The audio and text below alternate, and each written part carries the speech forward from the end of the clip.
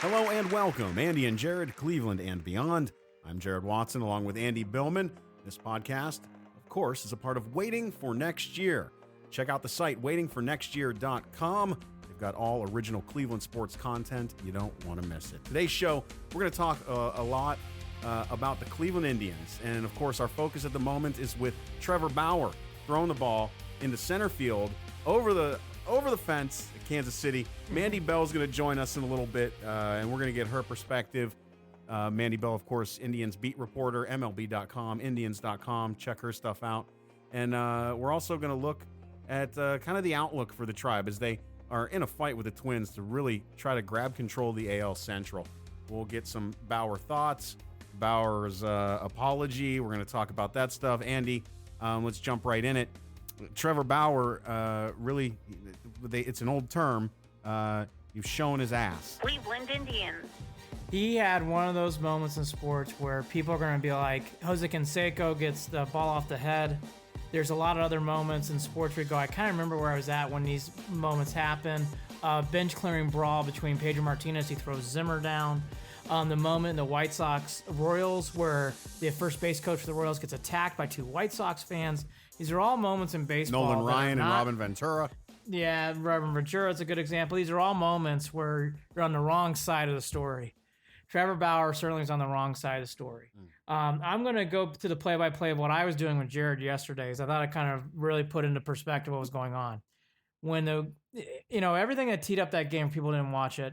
There was a myriad of errors in that whole game that led up to it. And what was so disappointing is the Indians had a 3-0 start before an out was recorded. Santana hits a 3-run shot. He was injured the last couple of days. You're feeling great, flying high. But to be fair, on the road, you never know. Whitfield hits a double, and you can tell immediately it was going to be one of those days for Bauer. And Bauer had to really grind it out. But still, you're still feeling good. There's some back and forth, yada, yada. It's 5-3 in the fifth. And there's been some house of horrible moments for the Indians in center field in Kansas City. Grady Sizemore running into the wall. There's been a couple other moments like that. I remember a moment where center fielder, I can't remember his name at the moment, but in 2013-14, he had a horrible moment out there. And then we had yesterday, Oscar Mercado loses the ball in the sun. It was a bad error. And I know the sun's bright, but that was a bad error. He's a young kid. It is a little frustrating. Okay, sure. And then Jared, it was just a myriad of baseball, dink and dunk, and then you get the bases loaded. Bauer has an opportunity. It's a short grounder, short chopper. He has an opportunity to scoop it with his glove and toss it to Perez for the tag out, force out at home. It doesn't happen. And from that moment, I started texting Jared, said, I think Bauer needs to come out. And I actually texted him, I think Bauer needs to come out right now. Well, yeah, you were watching it. I was in and out of listening to it because I was in Annapolis and had some running around to do with the wife. Yeah. So, by the time I was listening to it, it was like the fourth inning, something like that. Yeah. I think Tom Hamilton was like taking his inning break at that point. It was Rosie. Rosie was calling the fourth or into the fifth. And then by the time I got home, we started taking care of dinner. I put the game back on for a second. I shut it off, and then I start getting your text, and I'm like, yeah, I can tell it's already gonna be a rough one. I'm gonna focus on dinner, and then sure enough, you sent me the text, and I was like, what all the hell broke loose. All hell broke loose. I mean, all hell broke loose, and then you could see it building though throughout the inning.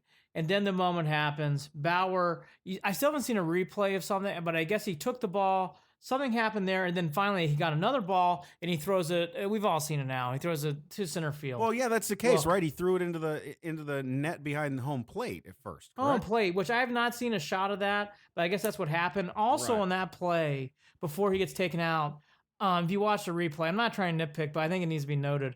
Bauer also does not cover behind Perez, so Bauer had checked out. I mean, Bauer by that point, he wasn't backing up Perez. He was kind of wandering around the infield. You could just tell he was lost for his moments. Well, now, having watched that, Andy, I got to ask you, did it seem like he was pissed off at Bowers and Mercado? See, now that's not okay either, I guess, to be visibly like that when you're on the field. Am I wrong? I think that's something I'd address in the dugout, if anything. He had a lot of moments yesterday where he does, we've seen Bauer. Yeah, the shoulder shrugs, yep. Head down. Oh, my God, what are you doing? Yeah, not very forgiving of other people. And he had another moment too at the umpire where he thought it was strike 3 and he walked off the mound. And you can tell he was having one of those days. And this has been building all year with Bauer. Bauer has pitched okay to good, but not to the level I was expecting. Been in and not out to of, the level been in and out of good starts, Andy. Yeah, it has not been to the level we were expecting. Yesterday, to me, finally, I think all year, and I mentioned this to you, and now I can say it. I felt it. I felt at times we've handled Bauer with kid gloves, and we've been very gentle, and we've been trying to massage him and trying to make sure he gets through this. And Jarid, it finally imploded. His anger finally took over, and you saw the explosion we all did. So here's my thing about this. I really think this is the breaking point, and this is rock bottom for Trevor Bauer. I'm a believer in this in sports. You either rise up and you're able to rise above the moment, or you start to fizzle out. And that's where I see Bauer going. I think Bauer will either take this as a moment of, hey, I can't get any worse. I will never allow this to happen again. I'm going to take the ownership of this moment and thrive in it, or you're going to fizzle. And I will tell you, I have no guess one way or the other right now. But that's where Trevor Bauer's at. And I think Trevor Bauer, who had a great apology, who said the right thing and did the right thing, you can tell from nonverbal language on the field and in the dugout, there were other Indians, and from what we're hearing, and we'll ask Mandy Bell, from other Indians, they had been frustrated with his antics for a while. And during that game, as you mentioned to, the Mercado, the Jake Bauers throwing it over Perez's head, those moments are frustrating. He did have some bad nonverbal, and Jarid, it all caught up with him yesterday in one moment. Francona, I don't blame him. I think Francona's nonverbal of him following into the dugout and into the locker room. He was verbal on the mound. Oh, he was very verbal on the mound and nonverbal too, because he followed him. He was hot. I think Trevor Bauer, from here on, now I'm going to go into the future real quick. I think Trevor Bauer will not be traded. Right. I would be surprised if Trevor Bauer's back in 2020. I think this is it. Well, because he's made these ultimatums about his salary, because he's made these ultimatums about how the Indians should trade him, Jarid, I think he cemented his fate this year. I think this is it. So I guess that we're in a situation where I'm going to go back to saying, believe someone when they show you who they are, right? Yep. I say that every once in a while. I've thrown it out there. And, I've believed it for a while with Trevor. I haven't always been that easy on him. Now, granted, you're right. The kid glove stuff, you're right. I did a little bit. And that came after reading the SI interview. The SI article that came out gave you some insight into, his development and why he kind of became the way he was in regard to his these spats that he has with, whether it be people on social media or other guys that he's pitched with or thrown against, or other guys in the league. And then we also get to this point where we're talking about there's got to be some thought in the clubhouse has been really good about not really talking a lot and showing standing behind him in a lot of situations where you're kind of wondering, are they really with him? Well, now I can tell you, I don't know anyone that, again, believe him when he shows you who he is, that is going to be all that quick to get his back. I just can't see that being a possibility. Now, as to whether the rest of the season, is this a turning point? Look, you're right. This is people come to a fork in the road in their lives. Whether it be for their career, for their family, for where they're going to live, whatever it may be, you come to a fork in the road and you have to make a choice. And in this case, Bauer has to make a choice on whether he wants to actually get a hold of this behavior of his that is completely inappropriate, completely childish, completely unacceptable, or if he's going to continue down that path. And it's not going to be something that changes overnight. Now, let's play this game. Let's say he fixes himself. Let's say he decides he's going to take, the high road in regard to let's say caring about his mental health, because clearly he's not happy right now. So finding different ways to have outlets to get his frustrations out, to control that anger, to control the way that he acts. Let's say he does all the right things from here on out. Let's say he gets suspended for a game or whatever, misses a start, whatever. How hard is it, for him to be getting that team to support him again throughout the rest of this season, especially at a point in the season where they need him? more than anything. Jared. How selfish. So let's say he does that. Let's say he does it. And then by the end of the season, I can see Trevor being the one who will backstep his comments in regard to, I'm only signing 1-year deals. Burp. I'll go wherever they're going to give me the most money. Burp. He's got to pull all of that dumb stuff back in, because he's got no room for any of that right now. And he might be lucky if he were to get an offer long-term, 3-year, 4-year with the Indians at the end of the season, because that might be his best bet and his best chance in going forward for his career.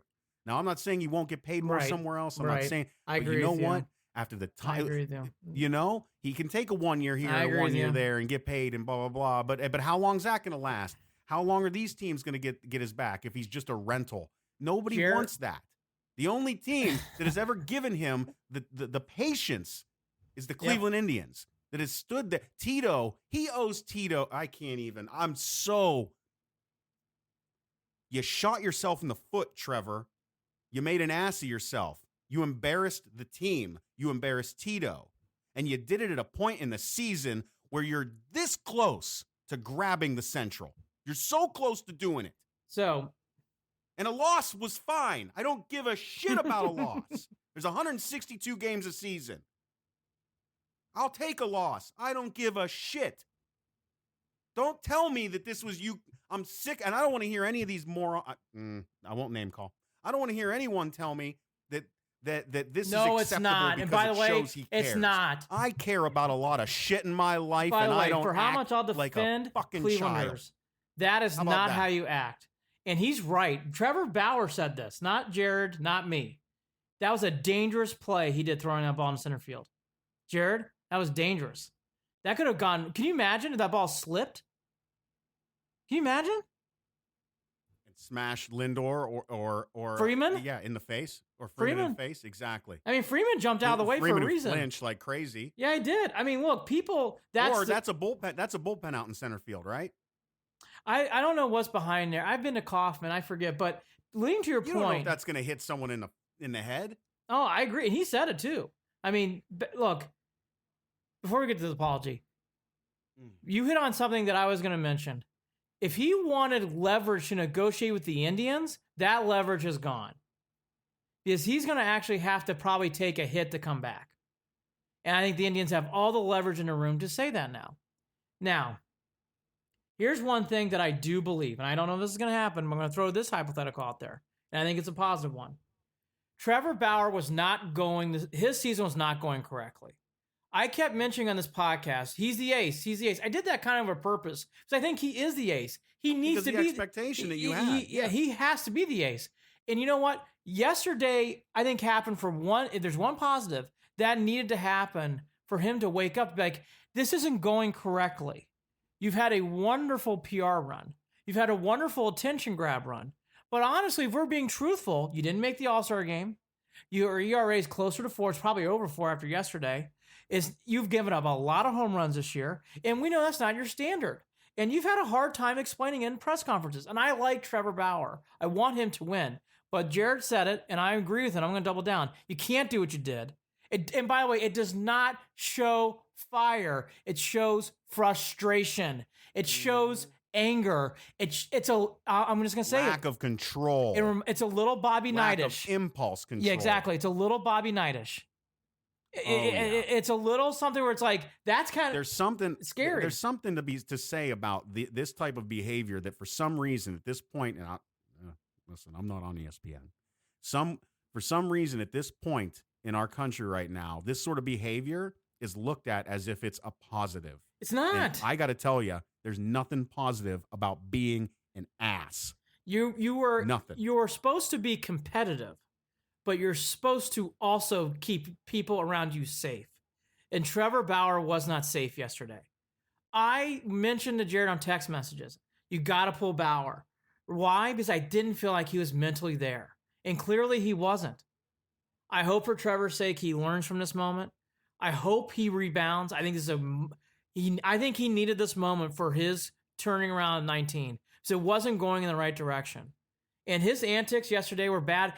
Guys and girls out there, even before what will happen, his antics with reaction, walking off the mound thinking of strike 3, all that stuff, it was built. He didn't back up Perez on that single. Those are the things that keep building, and they've been going on all year, and it's enough. It has to stop. This is a big moment for Trevor Bauer in his career, and this is huge. And that's why it's not a show of, hey, he's competitive. It's a showing of frustration and anger. This is Jared, this is his moment. He can take this, and he can run, but I will warn everybody, in sports, if you don't, you will fizzle, and it will go quick, and you'll be out. Very quickly. And the Indians have pitchers ready to go. So the leverage for the Indians has been lost. Unexpected. Yes. And I'll say this too. You cannot trade Trevor Bauer now. You're not going to get fair trade value. So you got to hang on to him. And I'm going to say that. I don't think you should trade Trevor Bauer. I think you got to hang on to him. You got to ride this thing out. But again, I think the cards have been played. And Jared, I would be shocked if he's back here in 2020. Well, shocked. There's something that is just, I don't know what it is, Andy, and I know that this wouldn't be a normal type of move for this team. But there's something in my mind. I really feel like the Yankees might reach for him. They have a for sale sign on. They have a for sale sign on. They need pitching badly. I mean, I think they might do it. I don't know whether we're going to be able to get what, I mean, the bottom line is I don't know how the Indians, I don't know how the front office would work a deal. But I feel like if the Yankees are still on the board as a possibility, and maybe the only ones, the Indians in a strange way have the upper hand if they were to make a deal in regard Possibly. to Bauer. Only because the only thing that is keeping the Yankees on that possible play is because of how desperate they are. And I'll say this, if they make that trade, I want one name in that package. Clint Frazier. I know there'll be other things wrapped around it. I want to see Clint Frazier's name in there. Because they are clearly stashing him away in Scranton. That kid can hit. That kid has had some frustration moments in New York. Maybe it's a frustration for a frustration trade. And okay, now I'm going to take something back that I'll say. If that trade's available, I would take that trade from the Indians. If you get another prospect or two and Clint Frazier for Bauer, ship it. Stamp it and ship it. Because you need a bat. You need a bat badly. And we'll get to that in the second half of this, but you need a bat badly. But other than that trade, I think his trade value, I know there's been experts and people say his trade value doesn't diminish. I think it does. I think it takes a hit. Well, it has to. It has to. And maybe let's say this. All right, maybe trade value hasn't diminished, but teams to trade with that are possibly in the hunt for him, that's diminished. And that diminishes. You want to have that argument? Too. Maybe we can have that argument. But. Yeah, and by the way, that diminishes your trade value because now you're gambling against one team or two teams. Oh, he has to come out the ace as you wanted him to step up and become for the rest of this season. Otherwise, like that's the only way that you walk away from this feeling okay. There's some real big scenarios. One, he's got to walk the walk for the rest of the season. Two, he's got to show up and throw lights out for most of the rest of the season. Yeah. And three, he's got to come when it matters most in the playoffs. Period. If you don't show up. Yeah. I thought what was interesting too, and I want to hear if Mandy heard anything else. I believe Perez spoke, but I did not hear any Indian talk about Bauer after the game. I looked at every Google. I tried to do all this. I didn't see anything. Well, you got to figure a lot of those guys were probably waiting for their moment to finally completely turn their back on him. And I know that sounds harsh, but you got to think that there are guys in that dugout who throughout the year have been like, why are we still putting up with this shit? And then this happened and they finally felt like, okay, here's the moment. We're done. Yeah. Is he, I mean, literally, I don't like beating up on him in that way. It feels like, you're picking on someone. But you have to, Jared, you have to. I know. Jared, you have to. Jared, he alluded to it. The guy said it. I'll say this. I do want to get to this point. His apology was appropriate. His apology was well done. And I'll tell you what, Trevor had to have a good moment in that, and he did. Right. He executed properly. So he said, I was sorry to everyone. And I was proud of him for this. This is not an easy thing to say. I put people in danger for what I did, and he's right. He did. And it takes a lot of guts to say that, and I give Bauer a lot of credit. He did admit it. All that to be said, to what Jared's alluding to, and I now feel it. I think Bauer's going to have to really dig deep. And I know in sports this sounds weird, but if he is the person I think he could be, this is his Phoenix moment. Hey, no one believes in you now. Yeah. Okay? There's doubters everywhere. Here's your moment to take the reins and ride off. Maybe he'll finally shut his mouth and listen to people that have been trying to give him good advice and help him for the past how many years in that city. Damn it. It just is so infuriating. And maybe it's because I have a feeling I know why, because I can relate.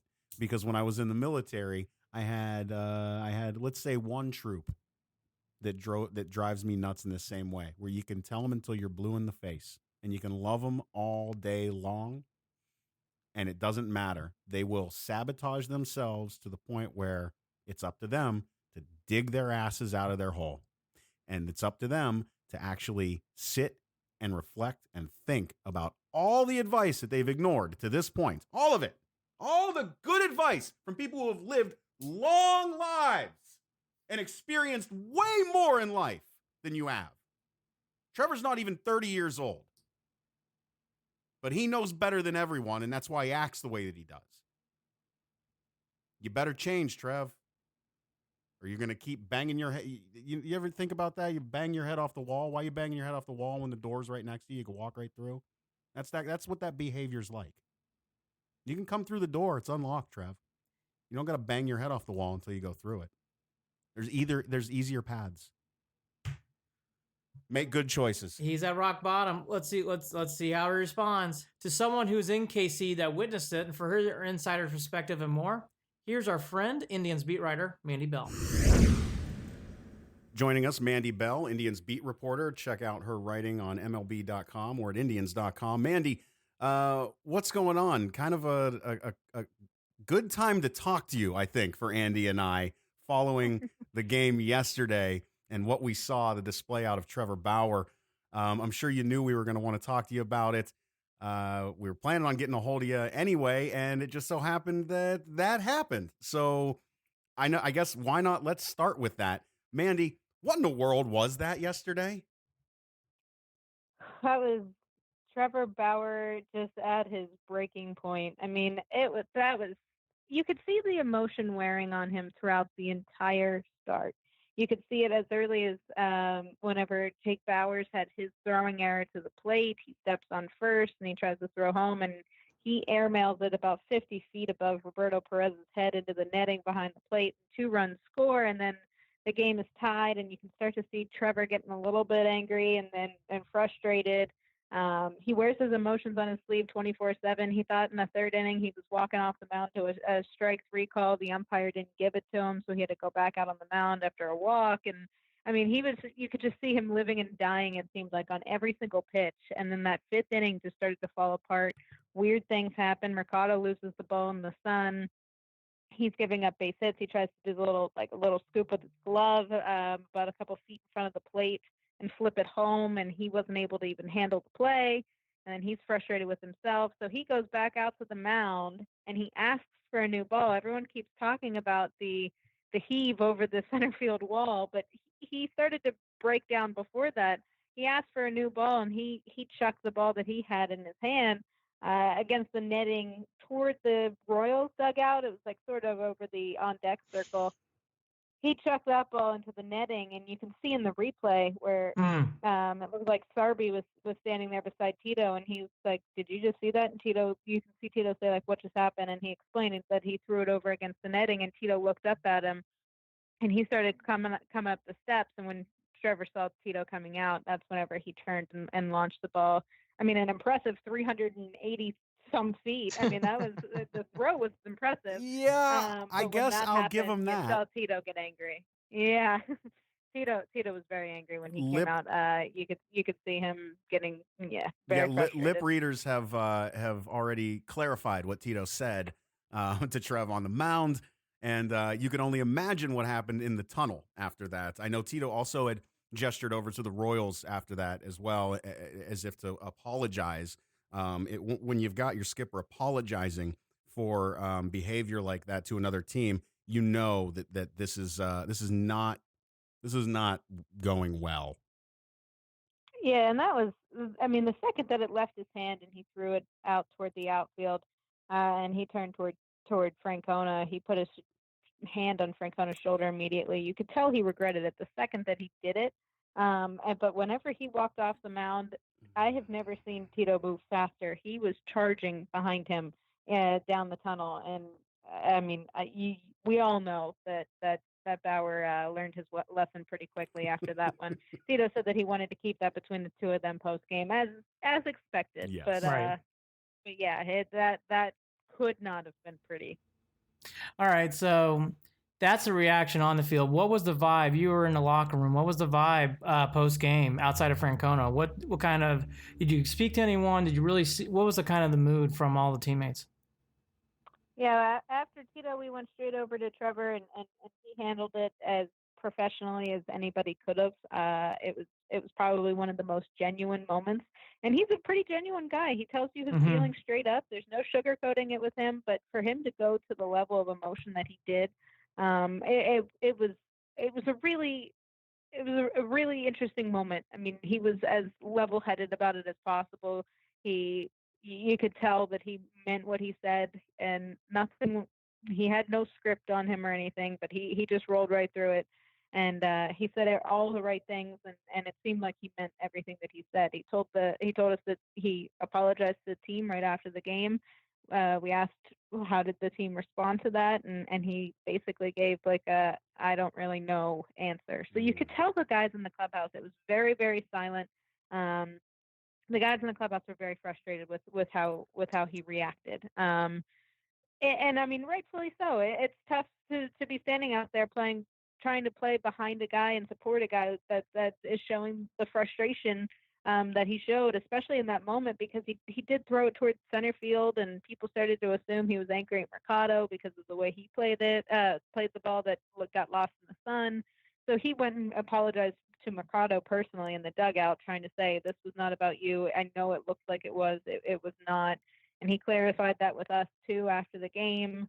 But we did talk to Roberto Perez, after we talked to Bauer, and we said, I mean, we know he's one of the closer friends of Bauer on the team. The two of them work 24/7 and together, and they talk all the time. And he basically said, look, that was Trevor being Trevor, and we understand that. And we understand that that's his passion and everything, but like he's got to let that stuff go, because we're trying to compete every single day, and everyone has days like that, but you have to be able to handle those days, and he needs to do a better job of it. So whenever you hear that in a post-game interview, and just from one of the teammates that's closest to him, you know that there's frustration building after something like that. And an off day will serve them well. Everyone will cool down. Everything they'll all move on, and everything will be okay after this, obviously. But it was just a very frustrating moment for the whole team. I gotta tell you, Mandy, the way that I'm looking at this, it's really difficult. It took a lot for me to get over my feelings about Trevor and the way he handles himself on social media, right? And then you also have to get over the way that he demands to train the way that he trains, which, by the way, works for him, and that's great most of the time. But we know that we've seen him slide a little bit on and off lately. And then we come to this, and I feel like this was inevitable in a sense, because we know who Trevor Bauer is. We see his behaviors on a regular basis. He acts kind of invincible at times in regard to how flippant he can be when he goes back at people for coming at him. And now that we're in this position, it's going to be tough for some folks in that clubhouse to say that they're going to want to back him anymore. There's got to be folks in there that are saying enough is enough with this guy. I'm just playing devil's advocate, because I will tell you that after I went after Trevor on Twitter for that behavior. I also commended him for apologizing in the way that he did. I know that he was sincere. I can tell. But at the same time, that doesn't forgive the behaviors. I've got to think that there are people that are just completely sick of this, not only for the fact of what he did to the team and the embarrassment, but what he did to himself in regard to trade value at this point. When we know we're coming up on a deadline, he shot himself in the foot. He backed the Indians into a corner with him, and there aren't many choices or outs at this point. I'm wondering, is he going to be taken out of the rotation for 1 or 2 rounds? Is there anything else, a fine that he's looking at possibly? And of all the teams that are possibly still looking at wanting to make a move for Bauer, if that is the case, are the Yankees still in that conversation? I'm assuming they're the only ones, if anyone, at this point. Yeah, it's tough. So I mean, through a just lot because at you there. I apologize. No, you're okay. It's tough because it just happened so soon. So it's hard to get a good grasp of what's changed in the last, I guess it would be about 24 hours now since it's happened. So I know the front office wasn't expecting to have to spend their last 48 hours of the trade deadline having to answer questions about the outburst from yesterday and any possible trade situations, any possible clubs who had interest or still have interest in Trevor Bauer. His numbers are obviously still speaking for themselves, and it's a challenge because he'll look at that, and a lot of people, surprisingly, when I saw it on Twitter, were defending it because they said that that's his passion, and then there's a lot of people who are viewing it that way, and I was honestly surprised how many people took it that way. I was thinking it was going to be more. Yeah, they were saying that he wants to win and he just gets frustrated, and that's just how badly he wants to win. And So I do was I. honestly surprised with how much that popped up on Twitter. But yeah, I mean, there's a lot that's going to go down in the last 48 hours. It's going to be nonstop talking. Are the Yankees still interested? I'm not sure. It's tough because when you think of Trevor Bauer, and you think of like the stereotypical Yankee way, it just the two Tough. just don't really seem to mesh well. So Yeah. I don't know. But the Yankees are desperate for starting pitching. So Yeah. it's a tough situation. Yeah, as I read one Yankee fan on Twitter, for sale sign went up, and I agree if you're a Yankee fan. The last thing on Bauer, Mandy, where do you think Bauer goes from here? I'll give my 2 cents real quick. I really think Bauer's at his breaking point. He'll either thrive after this moment, rise to the occasion, and really realize he has an opportunity to maybe get through this and really pick up and really become the leader he wants to be, and he's been vocalizing all year. Or, Mandy, I hate to say it, I think Bauer could really fall apart and the wheels will come off, and I think he's going to fizzle out. I think it's one or the other. I don't think there's a touch of gray anymore with Bauer. In your opinion, where do you see Bauer going from here? I see it as him turning this into a way to get better and to be able to improve after. I mean, like you said, I could see it going either way. But the way that he was talking yesterday, the way that he was wording his sentences, saying if they accept me back into the brotherhood, if they forgive me, and the things that he's saying, he realizes how big of a screw up yesterday was, and he realizes that he has to earn everyone's trust back and get back to the way that things were just a couple starts ago. Mm-hmm. And so I think because of that, nobody works harder than Trevor Bauer. I mean, it's hard to find somebody who just dedicates 24/7 to pitching and getting better and analysis and data and all of the stuff that he does around the clock. So when he sees himself at this type of breaking point, I can see him being someone who's like, okay, now I have to prove to the world that I can get back to where I was, and he'll work as hard as ever to do that. But I know you touched on it before. I could see a suspension or a fine coming. Yeah, I can too. His way. I know it's happened in the past. Whenever I know it was a first for me seeing it, but it has happened in the past. And those have been like 3 or 4 game suspensions or somewhere along those lines. So maybe they might extend it out so he does miss one start or something like that. Which I mean, he sort of expected that, and he said when we asked him, like, are you expecting like any type of fine or anything, and he answered it the best way he could have. He's like, I'm not worried about that. I'm worried about getting my teammates back and getting them to forgive me and focusing solely on building up like this morale in the clubhouse and patching everything up that he basically just tore apart. Right. And so he blamed it all on himself, and he said everything right. So I could see him bouncing back in a way that tries to prove that he can get back to where he was. Inopportune time. 2 games back right now. Taking that division back into their hands in the Central. 2 games. That's it. Should be 1.5 after last night. Isn't the case. Mandy, I'm sorry. You can tell. I'm really frustrated. I'm really frustrated. The more we talk about it, I'm letting Andy go ahead. I got nothing. All right. Well, let's all play, and Jared, you can weigh in too. But let's go have Mandy go first. If we're all in Vegas, and we bet on August 1st, is Bauer still in Indy? And I say yes. Mandy? Yes. Jared? Yeah, I think so. I don't think he's I think going so anywhere. too. I think so too. I think he stays. We'll get down the road what they do, but I think I've covered Bauer as much as I can, and we'll talk about that more later. So going back to other things, or actually, do you have one more on Bauer? Because I'm good on Bauer. Bauer, it's more on Mandy's tweet yesterday that I was reading into. I don't know if you were going to go into that, but the way that Tito had talked about Salazar and the pitching staff as a whole, Mandy, it seemed like he was alluding to something else on the way that we would find, clearly find out about. He said Tuesday, right? Yeah. Tomorrow's supposed to be the day that they announced the plan for Salazar. I think he said that his rehab clock expires on Wednesday, so we knew it was going to be coming.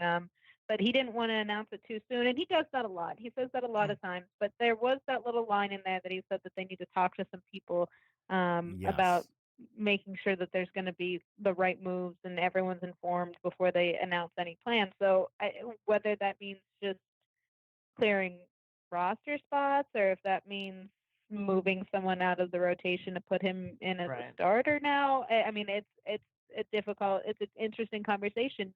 I know a lot of people keep tweeting at me to see if they can just have Plesac and Salazar just split like 3 or 4 innings together and their starts and stuff. And I'm like, oh my goodness. Well, I mean, at this point, anything's possible. So let's just throw it all out there. Can we wait till October for games like that, please? All right. Yeah, seriously. Elimination games, we're going to throw everyone, change it out every inning. Yeah, seriously. Let's actually, you know what? I was going to bring this up anyways. Is Plesac on a pitch count, Mandy? So I know he had some arm injuries before. I've heard rumors that he might be. Is Plesac coming up at a point where he can't pitch 6 or 7 innings going into September and October? Yeah, we touched on it a little bit whenever he first came up and when he proved that he could be up to stay, and Tito sort of talked about it earlier, saying, look, we're going to watch him. We're not stupid here. We understand what we have on our hands, but he's never straight up said what they're going to start controlling or what they're going to start limiting or where they want to start targeting. But it's definitely something that's on their minds, and I'm sure over this next homestand we'll be able to get some clarification on that as it's starting to get closer to the end of the season, and possibility of having Salazar as an option and Corey Kluber as an option, maybe as early as late August. So yeah, they definitely will be able to back off the pedal a little bit with Plesac if that's what they're hoping for. Right, and let's pick up there. I'll give you the names: Kluber, Rodriguez, and let's end on Zimmer. But let's start with the 2 pitchers first. Latest and greatest with Kluber, you just kind of said late August. Heffrey, and then let's get Zimmer at the end. What are the latest on those guys' injuries? Kluber is going to be simulating some innings tomorrow. He's going to be out in the bullpen and do a little bit of like an up-down, try to play it out as if he's pitching a few innings or so rather than just going out there and throwing 45 consecutive pitches. So they're going to try to get a feel for that. If all goes well and he comes out of that feeling pretty healthy and strong, they're going to try to get some live hitters for him to face on Saturday, I believe. And Tito doesn't want that to be the Indians, so they're going to check in with like Mahoning Valley or teams like that, see who's home and figure out some people that they can throw in the box against him. But they seem pretty pleased with how he's been going. We talked to him over the weekend, and he seems pretty pleased with everything that he's seen so far. So seems pretty optimistic with him. And then we have Jeffrey is a little bit less optimistic at this point. They just moved him to the 60-day. He just had his first bullpen out in Arizona. He's been out in Arizona this whole time. And Tito didn't get any report other than it went well. So he didn't get very much like detail on exactly how it's going. It's just a little bit of a slower process, I think, for Rodriguez than what we're looking at with Kluber right now, just because he has been down for so long and he's just now starting the bullpen process, and they're going to ease him into that because he's coming back from that shoulder strain, and they don't want to rush anything too much with him, and they have a lot of starting pitching options right now, so there's not really too much of a need to rush him. So they want to make sure that they do everything exactly right with him to make sure that this is completely gone. But he at least is starting bullpens. Bradley Zimmer, it just seems like every single time that you get a positive report, you ask a couple of days later and he found some sort of a way to have a setback, which has been, I'm sure, frustrating for him. After getting to know him during spring training, he was ready to prove everybody wrong, prove his timeline wrong from his surgery in July. Like, I want to come back sooner. And then it just seemed like everything just turned against him. He had that setback right around opening day. That was his oblique. And then when he worked his way back from that, he was just about to go on his rehab assignment in June. And then he had a shoulder setback again. So then he started working his way back from that. We were like, we haven't really heard anything about him recently. So I asked over the weekend, and Tito said he hurt the other oblique now. Oh, so, wow. Asked if that was something like, okay, was that throwing? Because he did that the first time, and he said, I don't know. I don't even know if he knows. So he's down again. So again, once he gets back in, it's going to be ramping himself back up, and it's going to be a slow process. But Tito says every time it's just frustrating because he's a guy in his 20s. It's tough to miss a full season. It's developmental seasons, and you get so put behind everybody else that's playing every single day, and you can only imagine how frustrated he has to be sitting out in Goodyear. Yeah, before Jared goes on Zimmer, I think to your point, Mandy, I think next year is going to be very interesting for Zimmer and the plans going forward, especially seeing Oscar Mercado, seeing that there might be some money freed up with Kipnis and other people who might stay or go. I think it's going to be interesting. I feel bad for Zimmer, but it's going to be interesting to see how much longer they go on that wavelength. Yeah, and Mandy, and then Daniel Johnson as well. Yeah. Oh my! I've heard great as well. Makes it even harder. Yeah, I was gonna say I've been hearing great things about him. I guess we should allude to that before we get to Jared saying what is the latest with. I've heard wonderful things about Johnson. Wonderful. I don't think I've ever heard a negative report come in.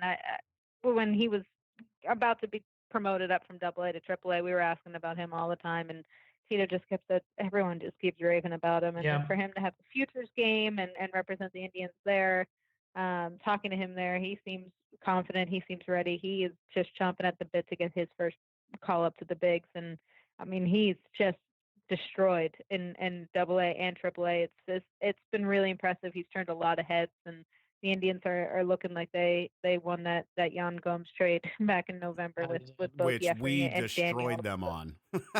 Andy and I were both not happy about that move. We just never expected it. And I know, Mandy, when you told us that Perez was down in down in the DR working his ass off, hitting the ball, you weren't kidding. I should have trusted you from the beginning, and I apologize. He's really impressed. He's shocked a lot of people, and it's been extremely impressive to watch him. It's always funny. Zach Meisel of The Athletic always updates the stat lines of Roberto Perez and Jan Gomes, and just to keep putting everything in perspective of where both of them are throughout the year, and then that just keeps convincing more and more people that that was an okay deal for the Indians to make. I've got two guys on my mind right now. One of them just came to my mind, and I should have thought about this earlier. Bobby Bradley, we're going to see him back up anytime in the near future. I would just say in September that he would be coming back up. Before that, I just don't see a need for it. He came up, he got a taste, and Tito said that it's said 1,000 times with guys that have come up that it can be so valuable just to get an understanding of what it's like up there, get all the first out of the way. Mm-hmm. But there was just so many times that you could just tell he was just a little bit overmatched, and his numbers in AAA were extremely great. I mean, his power just speaks for itself. But I mean, even his strikeout rate in AAA is off the charts, and it has been over the last few years in the minors. So that just doesn't that doesn't translate too well whenever you're starting to get to pitchers who can make adjustments way quicker than what they do in the minors and things like that. So he struggled a little bit. He got a taste of some things. The Indians got a first-hand look at him for a decent amount of games, but I think he just needs a little bit more time to keep developing. I mean, he's 23. He has plenty of time to keep developing for the rest of the season, and I think he'll be back up in September. He can hit the hell out of the ball. He can hit the hell out of a fastball. He looks the part. Yes, he looks the part more than anyone has looked the part this season for the Indians, in my opinion. So when he can, get those eyes to follow that, the breaking stuff and be ready for it. I have big high hopes for Bobby Bradley. So moving on to Carlos Carrasco, the support that he got over All-Star Weekend from the team, from the community, from Major League Baseball as a whole. How's Cookie doing? And I'm guessing that that just the positivity is good for someone who's been handed a struggle like Carlos Carrasco has. All those moments were just incredibly, just unbelievable, indescribable. It was just the amount of goosebumps that were in that ballpark that night. It was just unbelievable during that All-Star game. And he even said it the next day. We finally got to talk to him for the first time since his diagnosis, and he was overwhelmed. Everyone just raves about him. There's not a single guy in that clubhouse that could ever find a negative thing to say about Carlos Carrasco, and he is just so loved by his teammates that they're just so excited when he's on the bench every single night now and during home games. So they just get so pumped for him to be there. And Shane Bieber was saying that in one of his last starts at home. I think it was right before the All-Star break. Carrasco always yells like the little intros to like the Baby by Justin Bieber. He always sings Justin Bieber songs to Shane Bieber.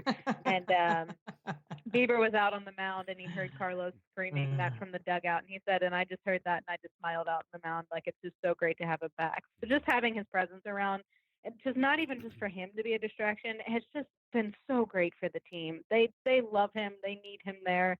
And so that's been really, really neat to be able to watch that firsthand. But as far as like an update with him, it's tough. I mean, this is not really a typical thing that people can map out and figure out exactly when he'll bounce back and how much time he needs. I mean, a leukemia diagnosis isn't like just treating a shoulder strain or an ankle sprain or something like that. It's tough. You have to listen to your body. You have to go through, I mean, he's going through treatment and we don't know how long the treatment is. He didn't really want to touch on the specifics of his treatment, understandably so. I mean, that's his private information. And so we can't really guess when he'd be back. He said that he'd like to pitch again this year, but he doesn't know. When we asked, do you think you'll pitch again this year? He says, I don't know. I wish I had that answer. It's tough. That's not something that's just super simple, but go through that type of a battle with your body and then be able to pitch in the intensity of Major League Baseball. It's a challenge. So maybe September, maybe when the rosters are expanded and they don't have to make a big move to be able to get him back on the team and different things like that. But I think it would be September, no earlier, if at all this year. But no matter what, he's going to be in that dugout and everyone's going to be very excited that he's there. One last question on pitching. It's, if I started the year to go, who's the ace of the Indians, I'd probably say Bauer. Midway through the year, I'd be like, I still think Bauer. It's probably Shane Bieber now, right? I mean, I think it's pretty obvious. I was gonna say the meteoric rise of Shane Bieber, and if I'm being truthful, I think your second is Clevenger. So, Mandy, am I crazy if we get, let's just think, positivity and the Twinkies sink and the Indians take the rise and we go into a series against the Yanks or Astros? I'm thinking Bieber 1, Clevenger 2, Bauer / Kluber 3. Is that crazy? Is that what you'd be thinking too? At this point, after what Bieber has shown over the last few weeks, no, I don't say Bieber's crazy in the slightest. I think right now, if they would end today and the wild cards tomorrow, I think that the decision would come down to be Yeah. Well, I guess I shouldn't say till tomorrow because everything's so fresh from this weekend. If that didn't happen, we would say that was between Bauer and Bieber, I think, for the wild card start.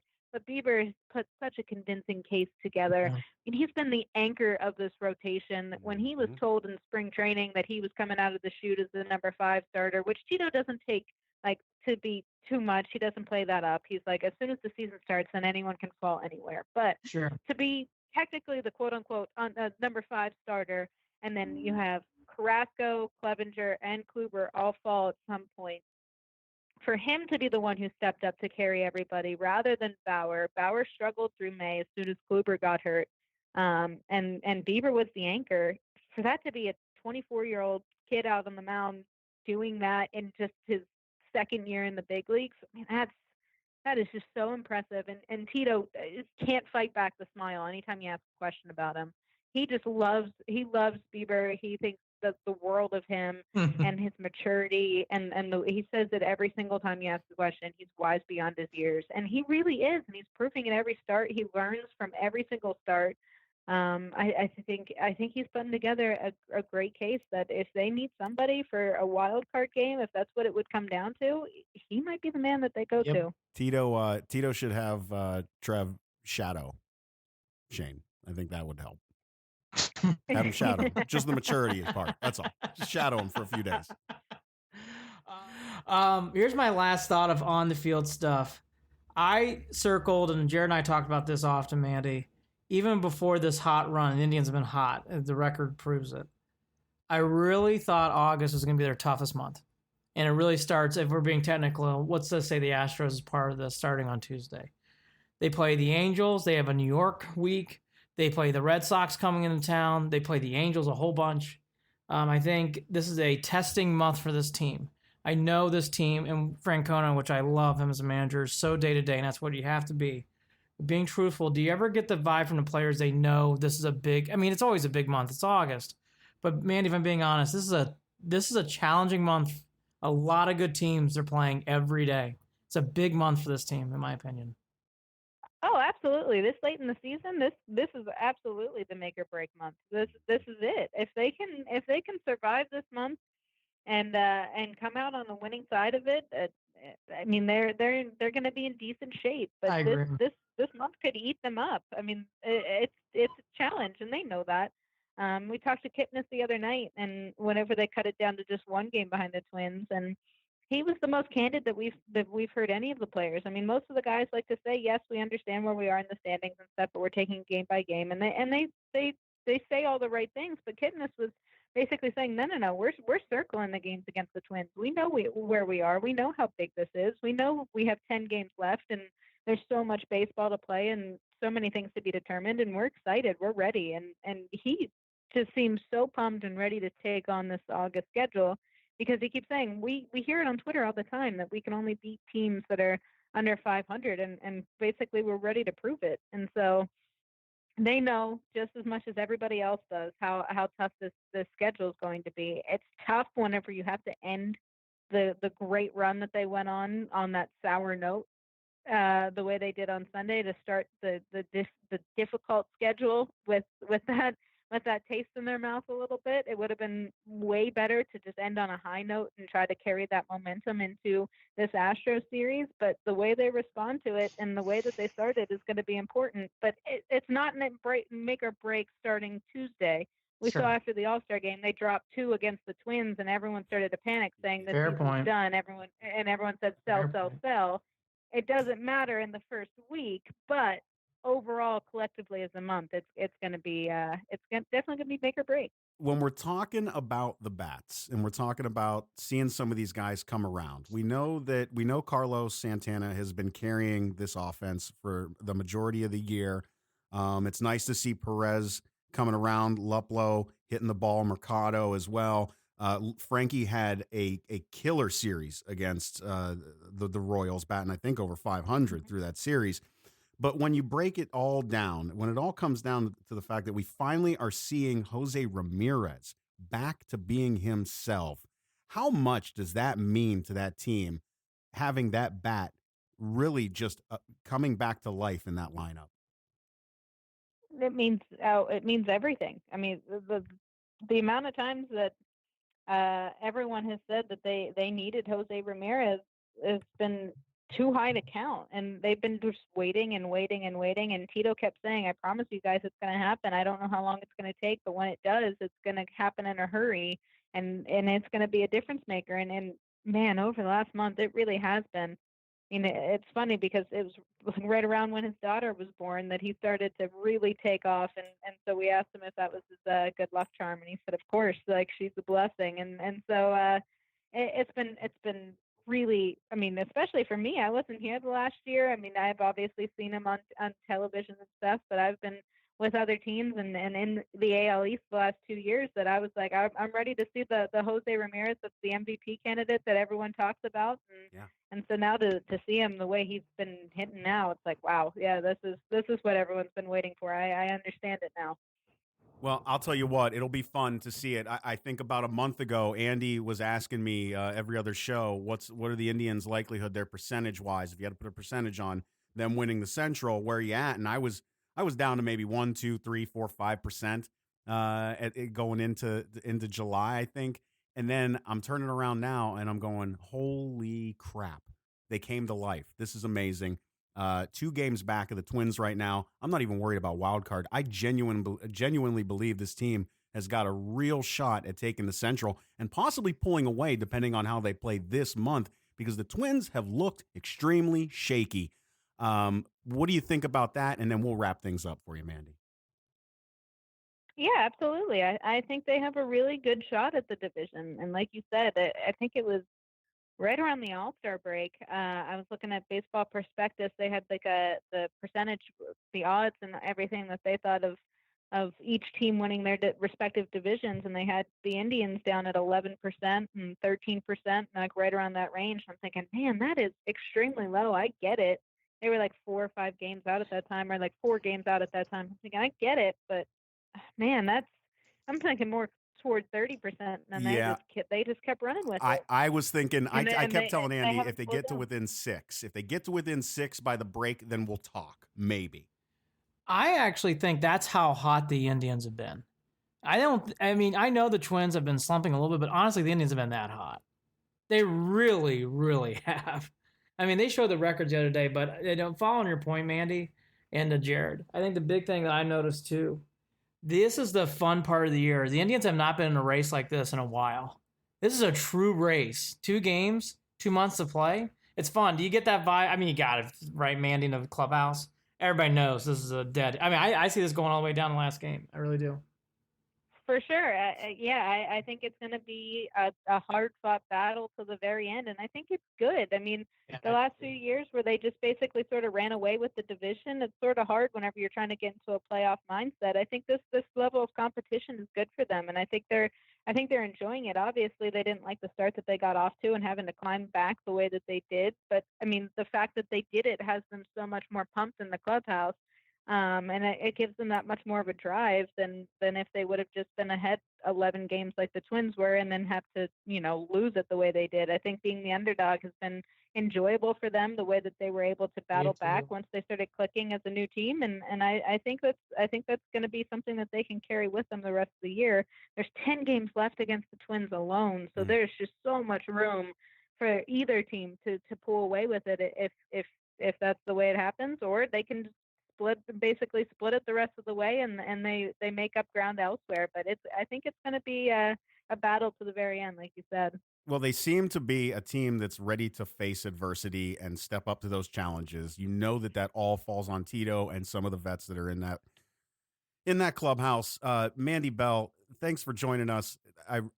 I think that they've got a good shot this year. I'd love to see them grind it out, and that could pay positive dividends as they go into to late September, October.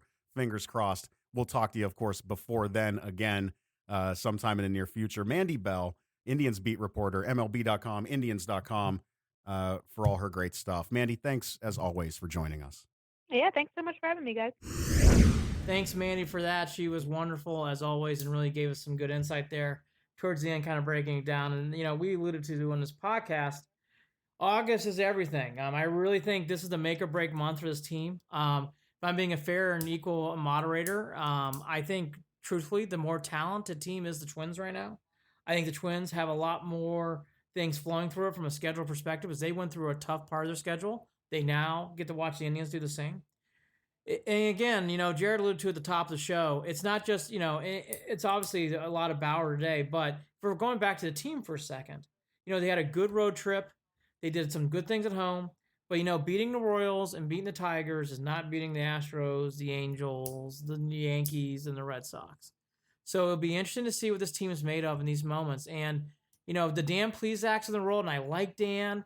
Is it Zach? Why did I just call him Dan? It's Zach, right? No, you're right. It is Zach. Which one is it? Is it Zach or Dan? Are you thinking Dan Otero? Zach. Why did I do that? I'm thinking of Dan Plezak, his dad, or Dan Otero, who, by the way, is also coming back. We didn't ask Mandy that today. But Zach, all these different things. Salazar, the wild card of Salazar coming. The Indians are going to need all the help they can get these next few weeks because these are going to be some tough games. You're going to have some moments in particular where you're going to need Trevor Bauer to go 7 or 8 innings. You're going to need someone like Salazar. If he's available and put in the roster, Salazar needs a pitch. Salazar's got a lot to live up to. Jake Bauers is going to need to hit. J-Ram, who's been very hot, needs to continue his hotness.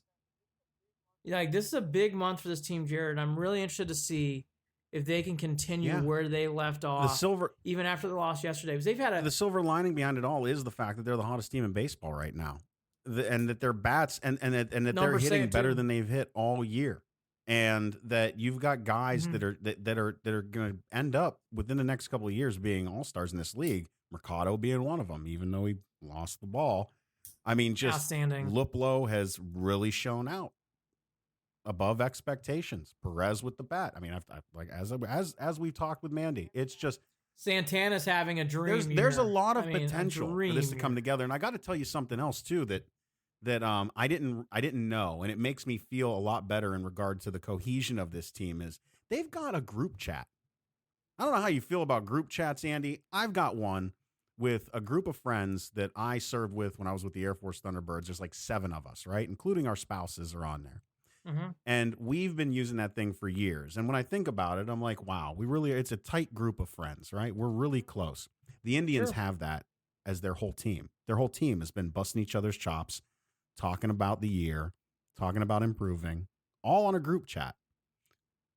I know it seems small. It's little things like that I think matter in regard to cohesion and feeling a part of a team and coming together. Whereas I was worried about the lack of leadership that I saw. I think that says something, and I'm starting to see as they start to improve offensively, that identity start to come out. A little touch of the swagger, a touch of the belief in themselves. They're still very young, and probably a lot of them don't want to be, loud about some of this stuff. But I like where they're going. I really do. And I think that there's a shot. I know a lot of people don't. I think they've really got a shot for the Central. I do. I do think they have a shot for the Central. And the only thing that I alluded to you, and I'll say now, I think this team's a bat and a half short. Yeah. In a big spot in a big series, I think they're going to need to hit better than what even they've been having lately. They've done much better. Oscar Mercado, we'll have to look at numbers for other players. I think he's Rookie of the Year. Look, we're all Indians fans, so that's what we believe. But I just have never seen a rookie like this. All right, Manny never got it. Well, because of what's his name from Kansas City. Yeah, exactly. Who ended up being a bust. A huge bust. But Mercado's been wonderful. He's really settled that lineup at the top because you kind of know who your 1, 2, 3 batters are. The other thing, too, it's a positive. Lindor has not gone off yet this year. He hasn't had one of those tears where he's really hit the cover off the ball. It would be nice to see it now, these last 2 months. Well, he's getting there. He like I had said earlier, he hit for over 500 during that Royal Series. I think he was the one who he was hit. like at one point he was 10 for 19, and that was towards the middle of the last game. Yeah, the other day. Yeah, no, and I should be fair. So, in that World Series, a lot of people hit. Kipnis did too. I thought you were alluding to last year during the playoffs. He was the only. Oh, I apologize. Yeah, no, you're right. Yeah, Yeah, the playoffs, that's all another ball wax. Boy, but I mean, here's the other things I'll notice that I am noticing that are positives. You hit on Luplow. Jake Bauers, I'll be fair, he's been playing better lately. We noticed on J Ram, his numbers are up. That's been the big story lately. Perez has really stepped up to the role he's done. The other thing too that the Indians, you can tell they're getting enough experience now from all these guys have been up and back, Naquins and Greg Allens, where now that they come back up, they don't seem as unconfident. They seem to be in a big spot. Now the playoffs are different, but Naquin in the playoffs doesn't worry me as much as it would have 2 years ago. I could see Naquin raking in a big spot in the playoffs. I think there's some guys. Kipnis in the playoffs worries me more than Naquin in the playoffs. There's what we Yeah, I mean, Kipnis is, and Kipnis kind of acknowledges it too. I mean, he's kind of boom or bust, right? He's either red hot or he just doesn't hit, and that's too bad. I loved Kipnis. I'm such a big fan of his. But I'll allude to it. I think the one guy in this team, and forgive me, maybe he's had a streak like this year. I just have not seen Lindor go off yet. I haven't seen one of those 2 or 3 weeks where he's just you're right. led the team, and boy, we could use it right now. The other thing too that I talked about with Mandy that I'll bring up on the other half of this, the Shane Bieber experience has been wonderful this year. And, he is becoming the man in this rotation. And he has not just lightly taken the mantle. Jared, he's grabbed the mantle. And he has really become such a force that now if you put Bieber into one hole, you're feeling good. Clevenger, it's not bad. Like, you can figure this out. We were laughing about it after he got the MVP in the All-Star game, thinking, that's good for Bieber. Good for him. Let's pump the brakes a little bit, though. It's, we're not there yet with him. He's got some, and then he throws that one hitter. Oh, he's special. That kid's really good. Yeah, it really is as strange a season as this has been, right? When it comes to expectations and what we think the Tribe is going to do, what they should do, what their actual talent level is at the end of the day. I got to tell you, it's really turning into a fun season to watch. They're grinding it out. Of course, there's going to be days like yesterday where I float in and out because there's just something wrong. But you can't deny the fact that they're winning these games and they're making it fun. And, I got to tell you, if I was living near Cleveland, I'd be going every weekend. That's where I'm at with this team right now. I'm back on the bandwagon in regard to believing in them. I just hope that August. I hope I'm not eating my words at the end of the month. Yeah, I'll just say this: this team, like all Francona teams, very likable. They play hard, and they're interchangeable, and they're work pale kind of guys. The Browns, how much I love them. They're flashy. They're fun. They pursue. You can feel the buzz and the aura. The Indians are very much in a positive way to the opposite. They bring their lunch pail. Outside of Cleveland, people say that's Naquin. They mispronounce names, like things like that in the outfield. Like right. There's just a lot of guys who is that? I've heard of him, and but I think. Yeah, wait, I thought Bowers was a pitcher. Right, exactly. That's a good one too. So I think all that is good for the Indians. One other thing that I want to throw to, then I want to get to a couple Browns things and then go from there. I'm not putting a red flag, but I got my eyes on this. Brad Hand's had a couple weeks now where it's been like, wow, this has been, okay. Let's just get 1, 2, 3. Now it isn't consistent and it hasn't been alarming. But we've had some moments now in the past 2 or 3 weeks. It's like, boy, in Toronto, that didn't work out the other night. He's had some other moments just like, wow, he's getting hit pretty hard. I think the shine's a little bit off of Brad Hand lately, if I'm being honest. Doesn't mean he's not bad. I think it's fine. I expect it. I'd rather see it now than, look, if we've got this issue at the end of the month, then I'll say yeah. Yeah. I think he's hitting a bump in the road. It's fine. It happens. All relievers do. All relievers do. Yeah. I still got to tell you, I don't get nervous every time he steps to the mound like I did with Jose Mesa and with other prior closers that have made me go, oh gosh, don't, giving up a hit or two and to the leadoff batter in the 9th, and there's always that stress. I don't normally get that feeling out of right. him. I know he's had a couple bumps in the road. It's been a rather calm year for him up until these bumps in the road. I'll have an answer at the end of the month. I don't think it's going to continue to be a problem, though. I really don't. I just don't think so either. I'm adjust. just saying I got my eye on it. Yep. No, you're right. Big week for the Indians. It starts at Houston. It starts with Houston at home, and it kind of carries from there. And we won't relive it again. That's the August death march for the Tribe. Let's do a little Browns. So yesterday, Chad Thomas gets in a big fight. Some flare up happens on training camp. The other thing that really caught my eye, I'm going off Grossy's notes here. Was with Talkie. Yeah. Well, Chad Thomas, Talkie, Chad Thomas is typical flare up stuff. I know Chad Thomas made more scene because it was, they threw a penalty flag, and I know there's been some displeasure with Thomas, they said afterwards, so it sounds like that's kind of being boiled up. That's aside. I know that's kind of been more of the headlines there. I think that's just more because of the flare-up. Here is the one thing, though, that grabbed my attention that I think we've been talking about that now we can say again. And again, Tony Grossi wrote this on ESPNCleveland.com, so you can read it. The bad is the conclusion of the kickers. Greg Joseph's try from 45 yards was wide left. Austin Seibert's kick from 51 yards was right and short. Short. Okay? Andy, the best tweet that I heard about that kick was he kicked it 50 and missed by 20. And I'm sorry I can't give credit to whoever said it, but that was the line on Twitter yesterday. He kicked for 50 and missed it by 20. Let me just say this to someone who's close to a kicker. Let me just say this, folks. This situation needs to be watched. There is a little red flag that's lowered, that is slowly rising. It's one day. I'd raise this one faster than the Brad Hand one. We all did. To be honest. We all did. We would rise. It's been half-mast since last year, if not all the way up. After the Baltimore win. We haven't had a chance to lower the flag when it comes to kicker. This needs to be watched. This is not good. That's a bad start. Kitchens, quote, hopefully he comes out tomorrow and does better after Seibert's misses. Oh boy. Listen, when you're a kicker, you better have a short memory if you're playing for us. I'm not concerned about that kick. I'm worried about the one tomorrow.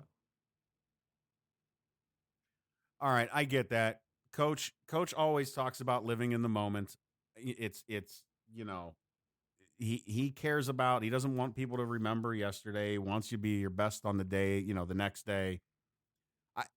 Andy, I just boy, oh boy, you got to be honest in regard to all of this. And if I'm being honest, I never understood the Browns' lack of effort in regarding getting a qualified kicker in there. I'm just in the offseason, earlier, prior to now, in the draft even. Well, they got one. They got Seibert. They drafted. Well, but when did they grab him? Like sixth, seventh round. Did they grab him 5th or 6th? Okay, so maybe that was maybe they just made a bad call. Then you're right. I wasn't even thinking. Yeah. About so no, it's okay. For some reason, I thought they grabbed him. No, they drafted him. So here's the thing. Yeah. Here's the thing about all this, though.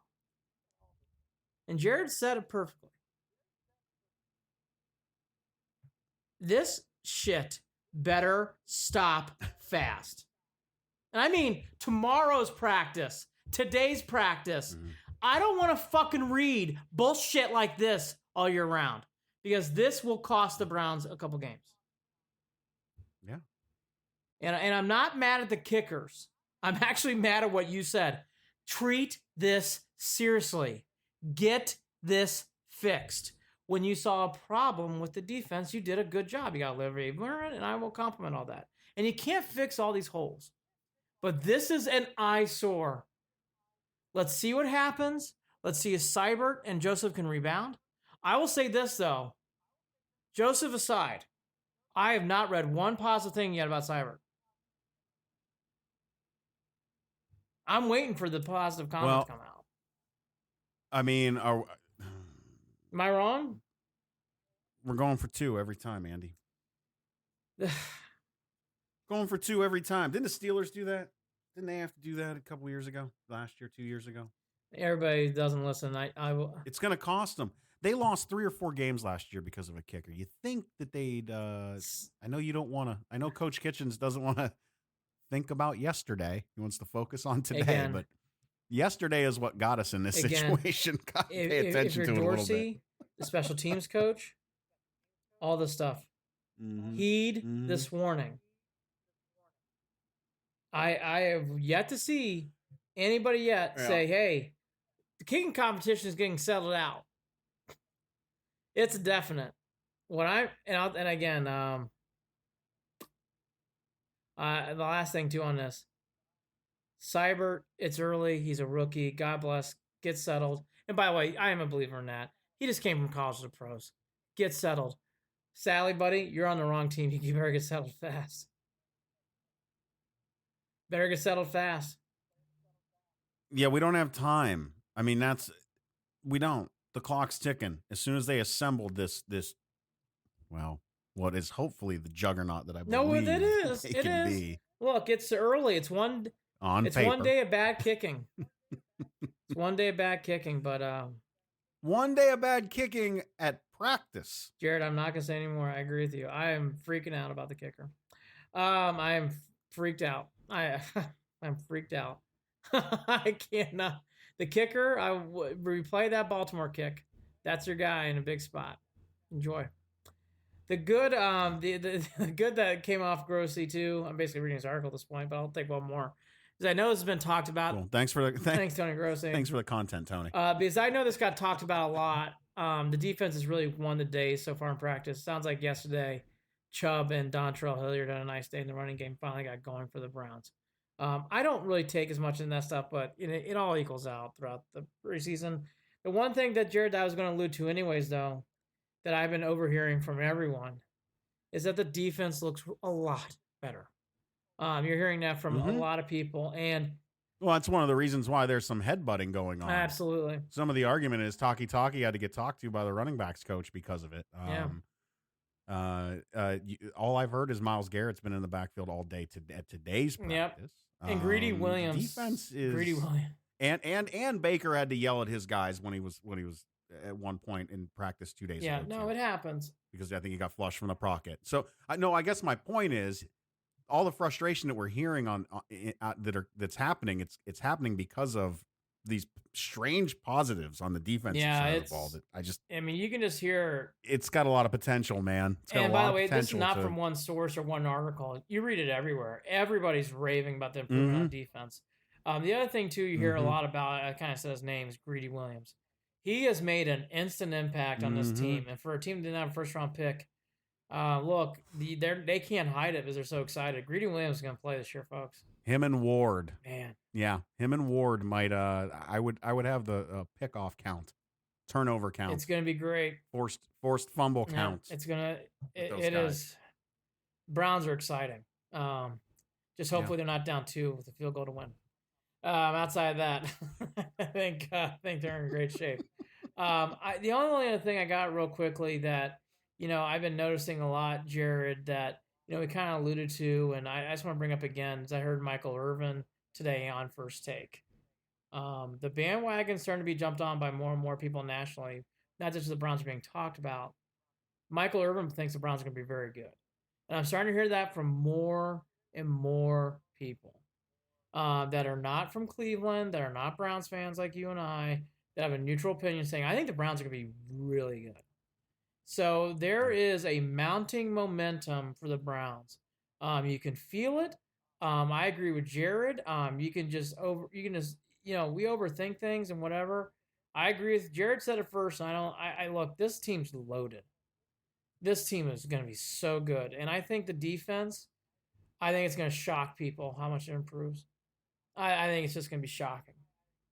But I wanted to mention, as I heard today from Michael Irvin, and I've seen it some other places, people nationally who have visited Cleveland or been reading about it or have gotten insight, not just are saying, I think they're going to be good. I think they're going to be very good. 12 wins. Standing by it. Nothing's changed. Nothing's changed. Andy, can you see this dog behind me, by the way? Do you see this dog? Looks happy. This is how she sits. She sits like a human on the couch with her legs under her. Oh, my gosh. Yeah, boxers. Ladies and gentlemen, get yourself a boxer. They're strange dogs. Sorry, I had to No, point I that hear out. you. It's for a podcast, it's great to have good visuals. So That's why I described it. on the next show, I'm going to go through a myriad of topics, which I don't think we should go into today, that I saw over July. So we'll just save it for that for later. So I do want to get into my quick thought on Wimbledon, Women's World Cup. I don't think we should do that today. We kind of, look, Bauer kind of took over the momentum of the day as it should. That moment was a big thing. It was a big deal. We'll have to wait and see. The Indians did make one trade. We didn't get a chance to talk about that with Mandy. A lot of people. Yeah, I think I'm going to see a little bit more of how it was with the Rays, and I know the pitcher they got looks like he's going to be used immediately. The other guy's injured for the rest of the year, so he's not going to be playing much. But the relief pitcher they got, they're saying good things. But I mean, I'll be fair. I watch a lot of baseball. For some reason or another, I never catch the Rays, so I really am not familiar with the pitcher. So I won't say anything more than that at this point. But again, we mentioned we hammered Bauer to death. Big month for the Indians. The one thing that I will give this team credit for, I'm going to give a lot of it to Francona and how the players have settled in. They have really, at the right time, taken advantage of a schedule that was soft. They won a lot of big games, and they needed to win those games. Sometimes people take that for granted. Francona never does, and that's why he's a wonderful manager. And, for better or for worse, I know the division's number one, and I'm the same way. But, Jared, for better or for worse, you got to think now the Indians are making the playoffs. Either as a wild card or as a division. Yeah. The way that the way that they've got what 3? Are they about 3 games up on? They that have a wild, safe lead. They have a safe pocket. Yeah, they do. Yeah, and the team behind them, Tampa Bay's trading people now. So I mean. And I got to be honest with you, Andy. I don't know how I feel. I mean, I'm going to have to watch this Astros series. I know there's certain teams that give the Indians fits. I don't worry as much about teams like the Red Sox, especially because we talked about this too. I feel like they've shown us who they are. The Indians have handled them just fine. I don't really worry about the Yankees so much either in the series. I feel like boy. Did we take 2 of 3 out of the last? Did we go 1? No, 2 out of 3. I gotta look again. Won the whole thing, but yeah, but and I'm telling you, I love your positivity, but I'm gonna pour cold water on it. I'm just saying it's certain teams that can drag us down. They haven't really completely proven themselves against the Twins yet. They struggle against the A's. They struggle against teams like the Texans. They struggle against these other teams that are good but not great. But they've looked good against the Yankees. They've looked good against. Did they struggle with the Rays at one point too? They got whipped. Yeah. See, but the team that's leading the division, I don't know. I don't know. We'll see. I don't know. We'll see. I don't know. Maybe this has something to do with matchups. Maybe that's what it is. Well, the Indians certainly have the pitching, and I guess here's the one other note I have. Then the Indians in this. Let's see, 3, 9, and then 4 on the road, and then 12. So 12 out of their next 16 games are at home. But in those home matchups, Red Sox, Rangers, Angels, Astros. In their one road trips at Minnesota. Let's see what happens. So I know tomorrow we've talked about this. It's not make or break or anything like that. But I really do think that a strong start against the Astros will go a long way in regard to the month of August and at least giving me the feel goods. That's all. That's all. I mean, Bieber and Verlander. I won't flip out over it. Yeah, Bieber and Verlander's. Well, they had trouble, I think, last time against. Oh, Verlander's up and down, outing, which was surprising. But by the way, Verlander, the Indians either rock Verlander or they don't. Well, that was my point, and I think the last outing that we went up against him, he owned the Indians, but the Indians weren't hitting the ball at the time. Again, different Indians ball club in regard to if they can keep the hitting going. This. And when I say I don't worry about the Yankees, I just feel like they match up against the Yankees and they can beat the Yankees. That's really a better way of saying it. Not worrying. I mean, look, if you're worrying about this to begin with, you need to find some other way to spend your time in your life. I don't know. So obviously there's no reason to worry about it, but you get my point. I leave it on this note. I think the Indians, they have improved. I love rooting for this team. I love watching this team. I gotta be fair though. This is a big challenge for them in August. We'll see. Yeah, it is. Andy and Jarid, Jarid, at gmail.com, Andy and Jarid at gmail.com. Send us, I don't know, your show thoughts. Tell us what you think. Tell us how you'd do it. Tell us if you'd improve. Do you like on the boxers show. on couches? Yeah. Do you like talking about dogs sitting on couches like humans? Or do you not like it? Tell me in the email. Describe. What was your favorite Facebook Live moment? Yeah. Also, speaking of Facebook, facebook.com/Cleveland and Beyond.